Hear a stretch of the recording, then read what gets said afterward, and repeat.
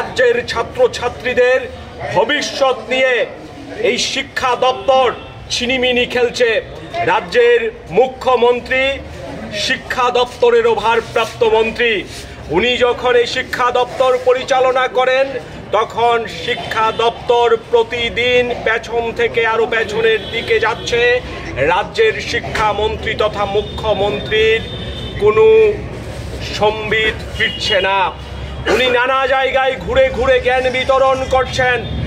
স্বপ্নের ফেরিওয়ালার মতো ত্রিপুরা রাজ্যে মেডিকেল হাব হবে, শিক্ষার হাব হবে, এই রকম কাল্পনিক কথা তুলে ধরছেন। আগের যিনি শিক্ষা দপ্তরের দায়িত্ব পালন করেছেন রতন নাথ, উনি যখন এই রাজ্যে শিক্ষামন্ত্রী ছিলেন তখন তিনি গোটা রাজ্য জুড়ে একটা কেন্দ্রীয়ভাবে যে প্রি বোর্ড পরীক্ষার যে প্রশ্নপত্র করার যে একটা প্রসেসিং তৈরি করেছিলেন, তখনই আমরা সন্দেহ করেছিলাম যে এর সঙ্গে একটা আর্থিক লেনদেন আছে। আজকে যখন এই ছাত্রছাত্রীরা একটা প্রিপারেশন নেওয়ার পর যখন পরীক্ষা দিতে যাবে, তার ঠিক আগ মুহূর্তে এক শ্রেণীর বিদ্যা ব্যবসায়ী, কারণ গত 6 বছর ধরে এই রাজ্যে বিজেপি সরকারের শাসনকালে এই রাজ্যে কোনো শিক্ষা ব্যবস্থা নেই। এই রাজ্যে শিক্ষা ব্যবস্থাটা হয়েছে একটা বিদ্যা ব্যবসা।